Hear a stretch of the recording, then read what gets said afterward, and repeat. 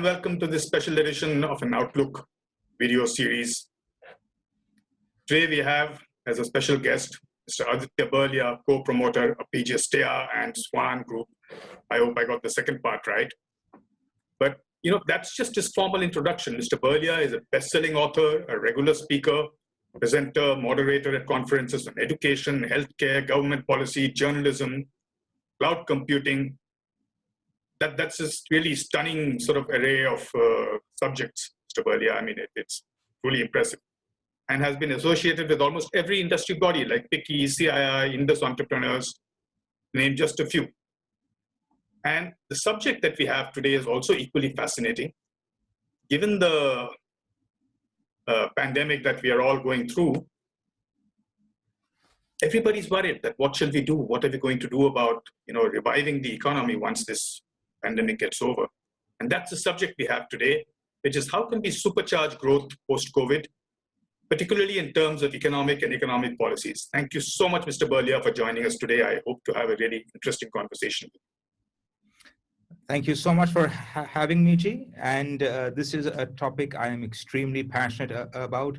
I think almost all the activities I do sort of revolve around really trying to understand how ecosystems work, how economies work, and then what can be changed to really push forward growth. And India particularly needs it.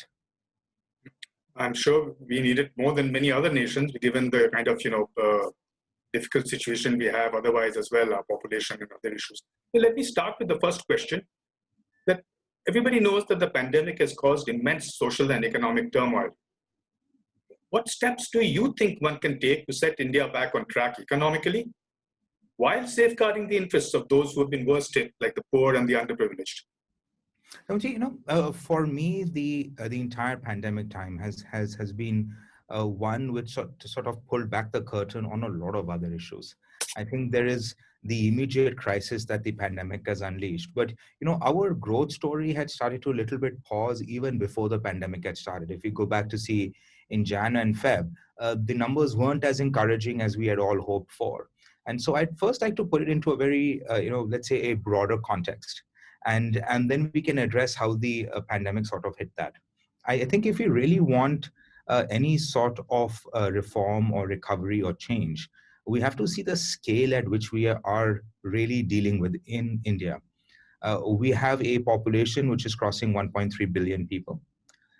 We have a very low tax base. Although the official figures are, filers are 2.3%, the people who actually pay income tax is more like, 0.02% of the entire population. We have 15 million youths coming into the economy to seek jobs each year. And if the economy grows at a very robust 7%, which it hasn't in a while, and we certainly can't expect it to for the next couple of years, only 3.5 million of those will get absorbed into the formal employment system. So you have years and years of an entire small European country, let's say, almost 10 to 12 million people, even in the best case, who are unable to find jobs. On the other hand, we have a very large farming sector. We have almost 600 million people who are directly connected with farming in India, nearly half our population, wherein for the same amount of land, for 10 times more productivity, the US has a total, and this is being very generous, 6 million people being able to put that same land to the same amount of land to be productive, but getting 10 times more productivity. So if you look at a lot of the context that India is in, any conversation around recovering from COVID-19 and the steps that we have to take from an economic perspective has to also see that here is an opportunity and a time to really address these very, very large issues that we are facing. And any policy or reform that comes has to answer these questions head on. How are we going to increase employment by 10x, 20x per year? That game-changing growth that India needs today. And if you look on the other side of it, failure is not an option. If we just lose 1 year or 2 years, 20, 30 million people are being left behind. Although we've been very successful in dealing with healthcare, poverty, India on a numbers basis has really improved in the past 20, 30 years. But the potential of India has always been left on the table as potential. And it's time we take those steps, those massive, massive reforms that are required uh, to cash in on that potential and turn it into a reality. Mhm. So what kind of, I mean, are you talking about very long-term kind of plans, or do you think even sort of medium-term plans would also work here? But then, I think the very good news for India, which is what I said, there's just so much low-hanging fruit, right? I mean, Mm-hmm. things, there are some countries, and this is something which India is absolutely brilliant at. We have an extraordinary number of young people, huge ecosystems, and focus as a culture on education, on learning, on creating true human resources instead of human liabilities. We Mm-hmm. have an extraordinary amount of natural resources of all sorts all across the country. We have a population which is interlinked globally. We have democratic institutions which ensure that we have a seat at the table at any world forum that we want to have. Very few countries, maybe only 5 to 10 in the world out of the 190 plus who are in the worldwide framework, have these amazing advantages going for us. And so India already starts very much at an advantageous position. So when we talk about reforms, what deeply scares me is when people talk about become denser. And this has created issues, urban poverty, huge amounts of issue. And COVID-19 pandemic saw that. We saw how this sort of ill thought out urban density didn't Mm-hmm. work in India's favor. Mm-hmm. And that's, by the way, what's happening across the world. You have centers of clusters that have to come out despite the work from home and what everybody says. Mm-hmm. But first, we don't have single units of measurements all across India, right? So we don't get national level land sales developers or land integration. Every state has a Bhiga, Marla, what Yep. their local system is, right? When supposedly Yes. we have a metric system, and because there are no standards, and in certain states, for example, a rural Marla is different from an urban Marla, right? There's Mm-hmm. no standardized systems on permitting, on construction, on how do you get past regulation. There is no national wide land registry, which even if you say it's a state subject, you can have interoperable standards to create Mm-hmm. this. So one of the big reforms I would stand up with and say is let's do land reforms, and not land reforms which impinge on anybody's rights, but Mm-hmm. basic operating systems. Have a common system of measurement. Do what every other country has tried to do, and China has certainly done really well. Start using geospatial coordinates to start locking in and saying who owns what land. Have a simple structure on land ownership, on permission and titling, and run it through. Now, the Niti Aayog, for example, came out with a model land bill very recently, Mm-hmm. and a lot of this is sort of mentioned there, but it gets diluted very fast. We suggest, we hope. They're not really pushing forward to make an integrated system. Now, if Right. you imagine you had an integrated land registry, land database, clear ownership titles, clear systems, all of which is, it's not a 20-year project. You can accomplish it very easily and very quickly within a couple of years. The Mm-hmm. unbelievable value that will be unlocked, right? The number of housing projects that can be that can start all across the countries, the disputed lands, the lands who have no owners, government lands which have lost reason, those can be brought into play. The huge amount of economic activity, jobs, employment, GST revenues from the government, huge infrastructure backend, cement, steel, all of these can come in. At the end of the day, bring down the price of housing for the end consumer and users, because now they have a wide variety of options that are available. Instead, because we have an archaic land system, there are some states which are still looking at village patwaris to tell you where land starts and where land ends, and land documents are ill translated. So one of the biggest resources that creates transparency in the system, because Mm-hmm. land and development has always been a source of corrupt money. I don't like the word black money, by the way, because it combines corrupt money and tax evaded money together. Those are two very different concepts. Okay. But let's say cash money that has come in, right? But if Mm-hmm. you're able to provide transparent land ownership structures, development, Mm-hmm. you could have investors from around the world really investing in India's development story. India needs to attract 10, 100 times more FDI into development and real estate. We just don't have the capital base right now in India to fund. I think India is one of the only places in the world, by the way, where you have the end consumer fund housing projects. They buy and they wait. Everywhere else, because capital markets are so developed, you are Mhm. able to take loans at 2 to 3% because there is transparency in the system. That, for example, is a very low hanging fruit. It's not taking away from anyone's rights. It's not making one party richer or one party poor. It's just creating standards, creating basic operating systems. So that, Yes, for but example, is a very big reform. I totally agree with you. But I'm just, now that you mention it, why has the government not done this before? What were the stumbling blocks here? Because you I said think it can be so. done in 2 years. But given the sort of humongous work that I am imagining, I suspect, even if it is 5 years, but what is stopping the government from doing it? Kanamgochi, for a lot of things, I always like to say that, there's a list of reforms, and this is the government at the central level, at least, which did demonetization. Now, that gives me great confidence.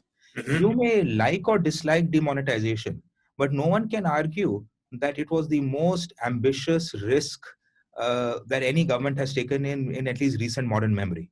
Right? The Definitely. ability to take that level of decision shows the political will. I think part of the problem is that the government has to have a list of political priorities. They have to list of look how difficult it was to pass GST, and the Right. horribly mangled bill that we got at the end of it, and the equally horrible implementation that happened. Now, Mm-hmm. I think any industrialist, any person who really understands GST will argue that it is better than having nothing.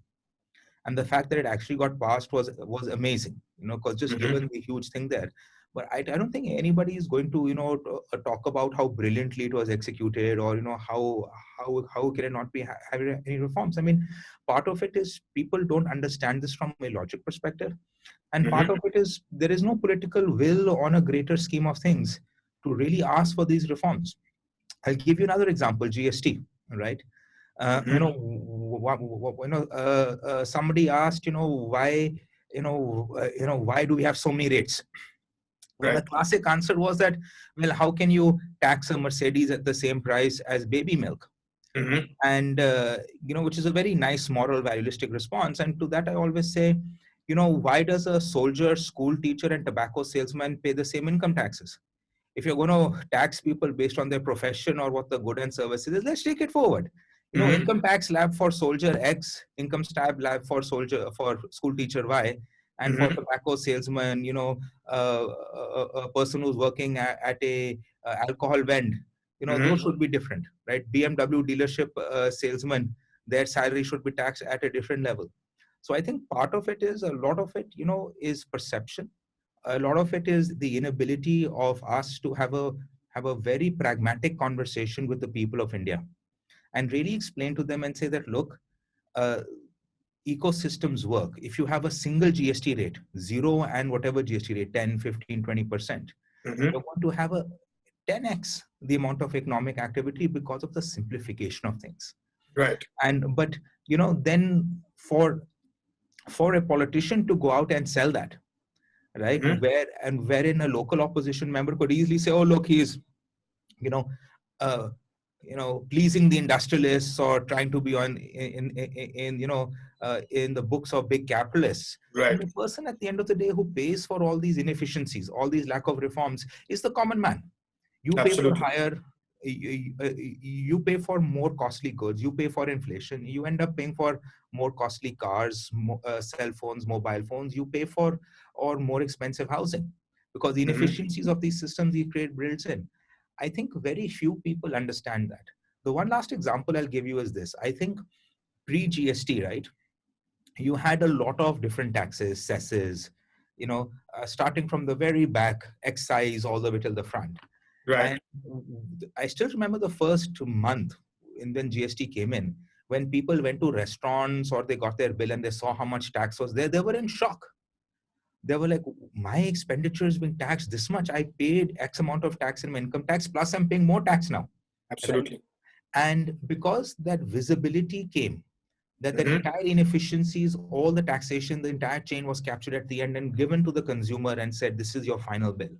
And part of the reason why we don't get reforms is that the total bill of all these inefficiencies, all these regulations, all these issues, etc., that bill isn't shown to the end consumer. By not doing these reforms, this is what you are paying extra. And yes, the industrialist will benefit. Yes, 1,000 rich people will benefit, but you will create 50,000 more rich people. And the common man and the consumer will benefit in the long run.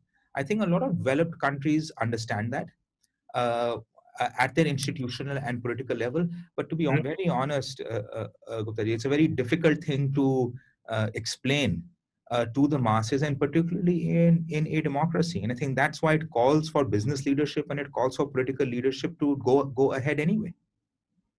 Hmm. That's the thought. I hadn't, thought about it in that sense. You really opened up a totally new sort of form of thinking. You mentioned that India started the calendar year by recording the slowest GDP growth rate in 6 years, and now it has sort of ended the year by entering a sort of what is called a technical recession. So, in your sort of thinking, do we deal with these two things first, or do we deal with trying to kickstart the economy, or are they interlinked in many ways? India, the good news about India is that just given our size, scale, ambition, and people, Mm-hmm. it's very hard to keep us down. There are a lot of countries which will take a long while to recover from this because they just can't take the punches. Mm-hmm. India can, because we just have a entrepreneurial spirit. We have that we have to push and do the system. A lot of people, a lot of my friends, for example, in Scandinavian countries, ask me, why do Indians who go from India abroad end Mm-hmm. up so successful? And I said, Mm-hmm. well, okay, hopefully we export some of the best Indians. I can't Right. paint a generalization broad brush. But also, Mm-hmm. I think somewhere, because we have no social net, I think every Indian knows that if they're not going to work, if they're not going to make it, if they're not going to do something, they're Mm-hmm. done. They're on the street. They're homeless. They can't feed their families. Right? Right. Now, if you find somebody else in one of the economies which is struggling to achieve 0.5% growth, or which is stuck in a deflationary zone, Mm-hmm. if you don't work, you get a nice cushy unemployment check. In some countries you even get an extra check for your dog because it's an emotional companion.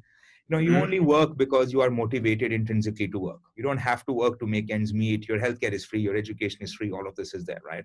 Mm-hmm. India is sort of the absolute reverse of that. You have no social net beyond your friends, family, and what you have. So people here know what it's like to struggle, and they will struggle. So I think that is one good or bad news, the way you take it. I would have preferred if we did have a social net, and I think the government's doing a very good job in at least trying to bring that social net in. But certainly, I think people are saying that we do have to struggle, so India will go far. That said, I think part of the problem is that unlike other economies, right?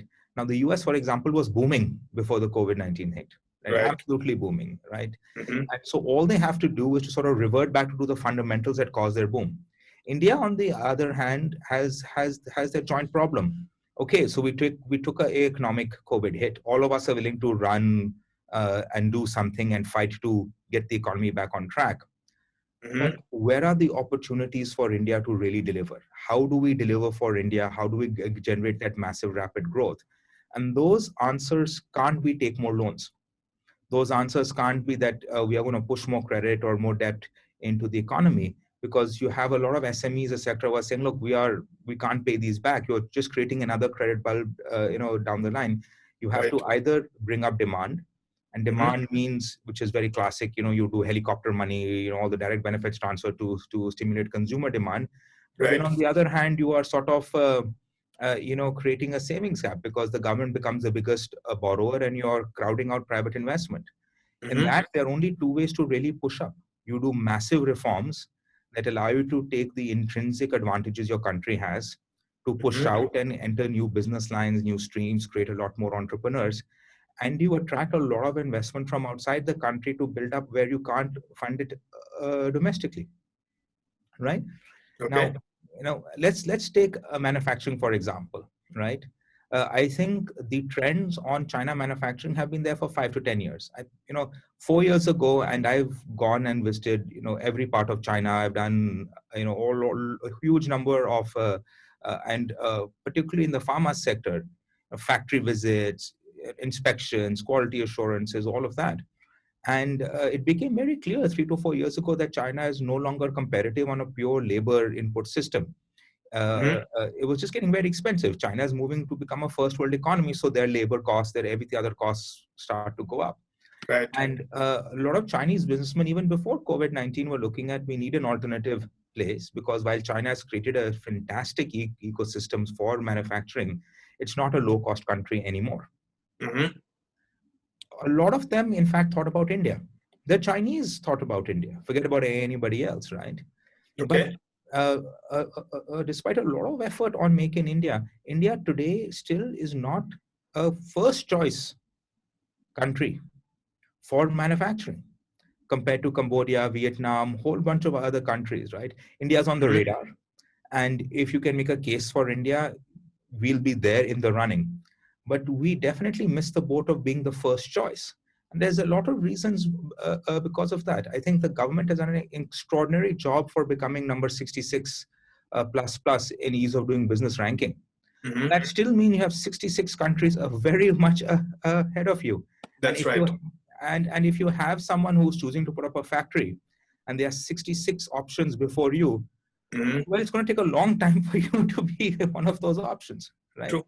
True. And so I think that is one of the fundamental things. We have to do dramatic reforms where you don't go to India because you like India or it's nice, or because you have an Indian CEO, or there's a comfort level, but because you don't have an option, because the market is so fantastic, the people are doing so well, your regulations and laws are so brilliant that you are a first choice, not number 66, nor number 12, nor number 50. Because if you're going to go down that list of choices, you're not going to go beyond 10. And I Absolutely. think that's where India comes in. And by the way, that's reflected everywhere. That's reflected in the service economy. That's reflected in the manufacturing.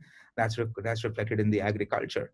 And that's why if you want to go beyond COVID recovery, the other way I try to put it, if you have a broken engine, Mm-hmm. no matter how much petrol you put, your car isn't going to go very far.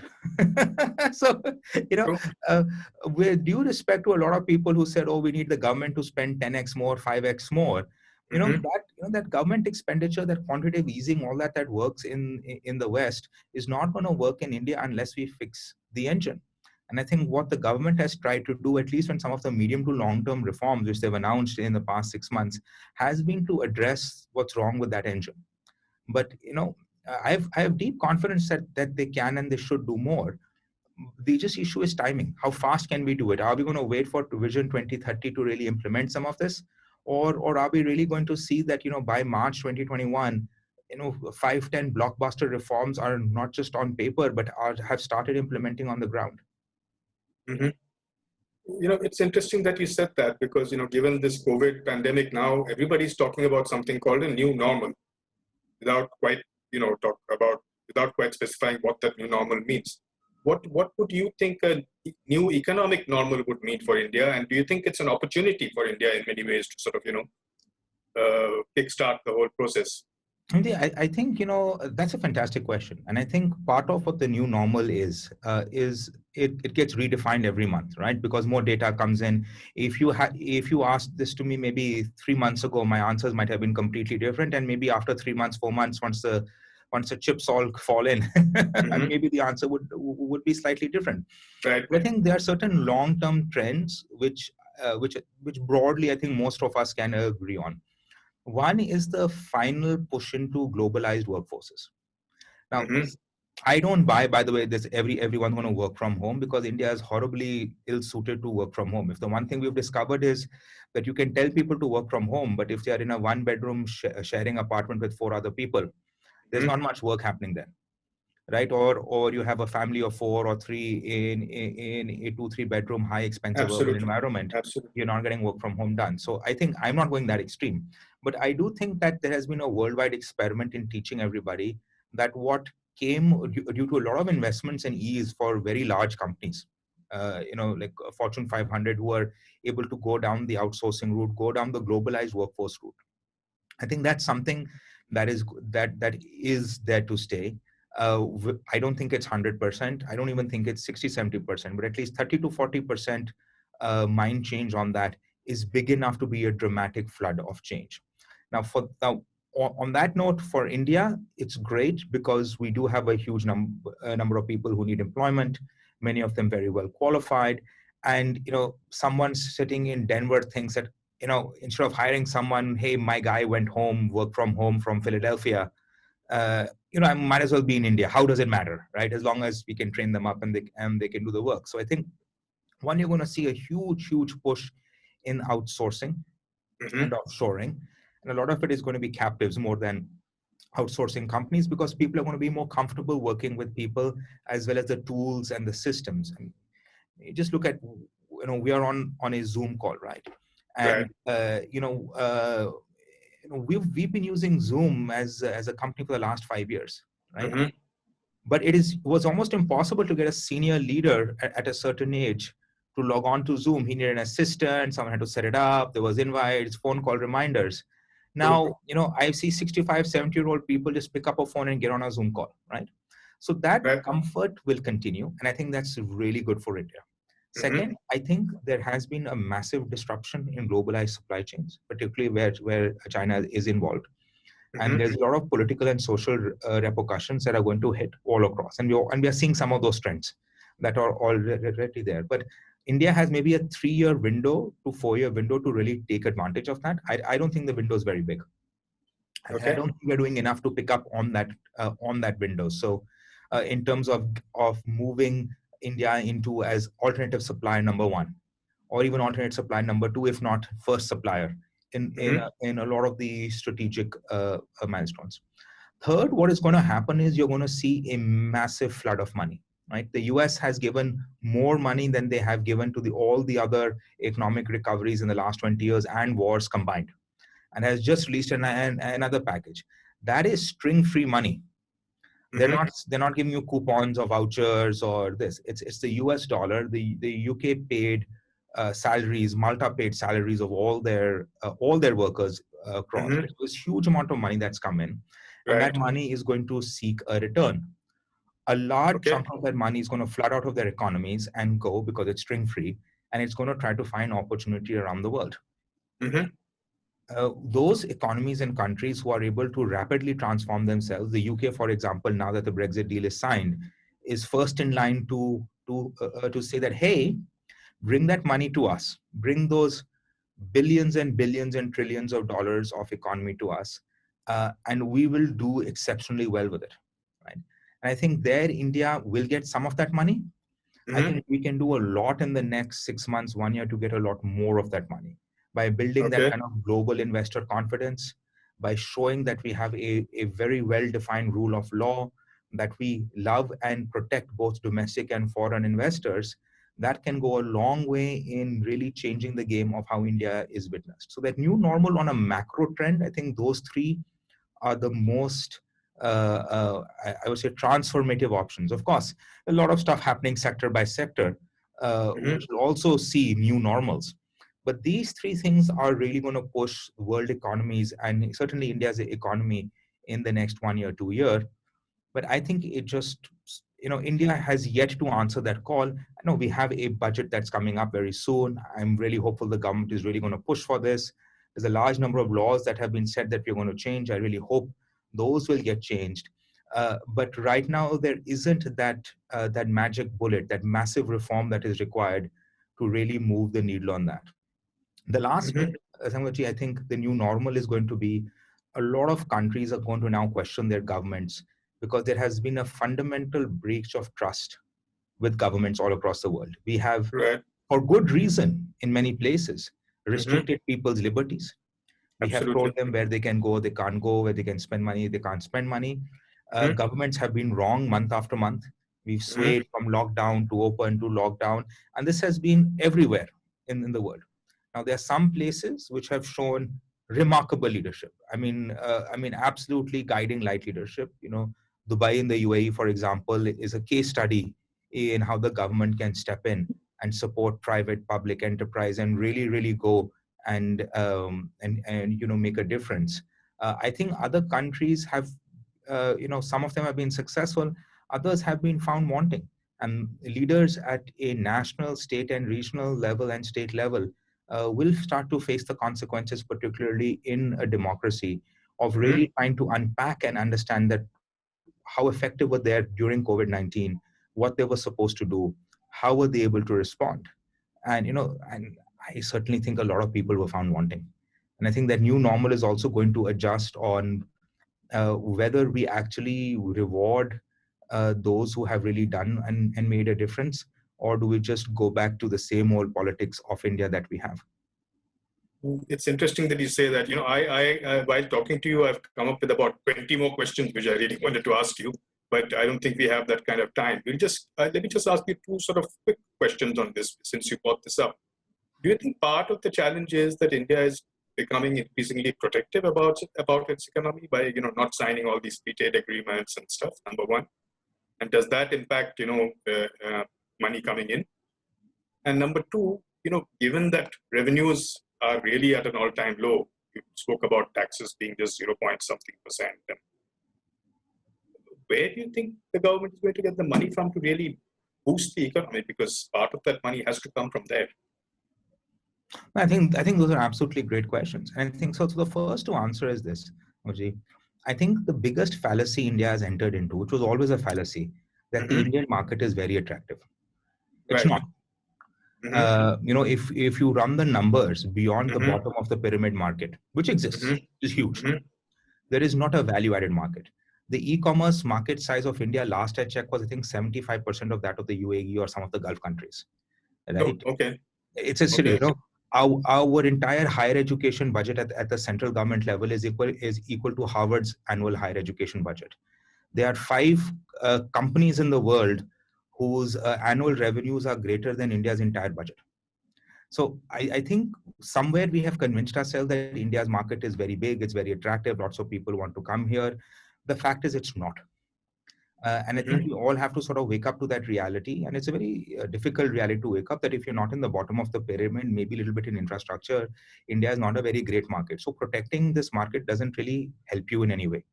The big question you have to ask, which is what China started to ask, is that don't make in India for India, make in India for the world. How do I, and I would just forget the Indian markets. I would say forget protectionism, forget everything. I don't really care.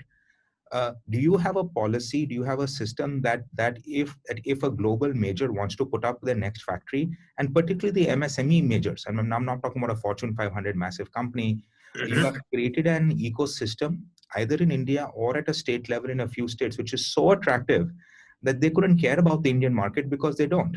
But they see an environment where they can and have fantastic, great labor, great human resources, technicians, engineering, easy and cheap access to energy, and India has the capability to deliver on all of those.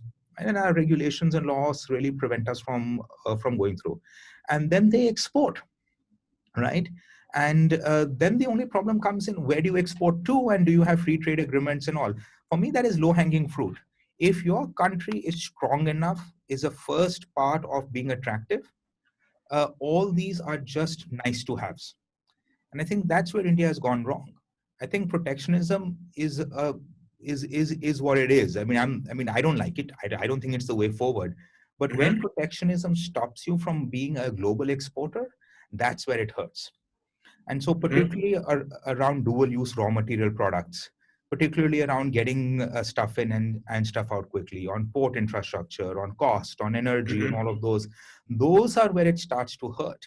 And I think by becoming protectionist, you can do what you want.